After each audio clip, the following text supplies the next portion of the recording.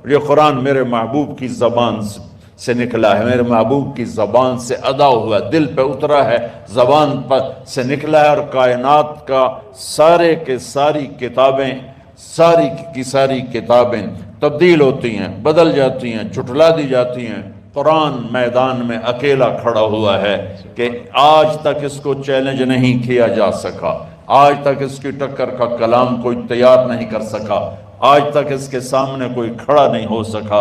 اس میں جو ہے ذالک الکتاب لا ریب فیہ، یہ دعویٰ پوری دنیا میں کوئی مصنف نہیں کرتا کہ میری کتاب میں کوئی شک نہیں۔ اللہ پہلی سطر پہ اعلان کرتا ہے ذالک الکتاب لا ریب فیہ، یہ میری کتاب ہے جس میں کوئی شک نہیں ہے۔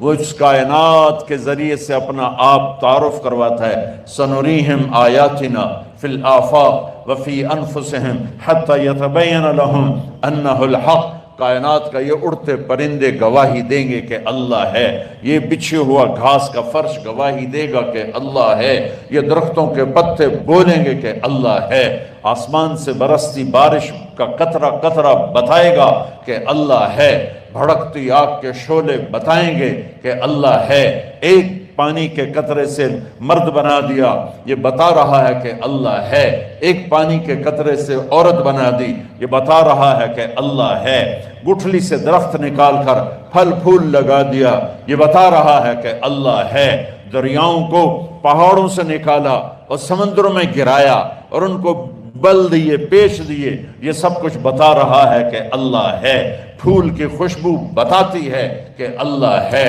اور سانپ کے منہ کا زہر بتاتا ہے کہ اللہ ہے، اور پانی کی روانی بتاتی ہے کہ اللہ ہے، سمندر کی طوفانی موجیں بتاتی ہیں کہ اللہ ہے، مٹی کا انسان 2 انچ کی زبان سے بول رہا ہے، یہ اس بات کی نشانی ہے کہ اللہ ہے، چلتا پھرتا وجود مر کے مٹی ہو جاتا ہے اور طارق جمیل کا نام ہٹ کے ڈیڈ باڈی نام ہو جاتا ہے، یہ نشانی ہے کہ اللہ ہے اس کائنات کا۔ وَهُوَ الَّذِي فِي السَّمَاءِ إِلَٰهَ وَفِي الْأَرْضِ إِلَٰهَ اللہ لا الہ الا ہو الحی القیوم لا تأخذہ سنة ولا نوم لہ ما فی السماوات وما فی الارض من ذا الذی یشفع عنده الا بإذنہ یعلم ما بین ایدیہم وما خلفہم ولا یحیطون بشیء من علمہ الا بما شاء وسع کرسیہ السماوات والارض ولا يؤوده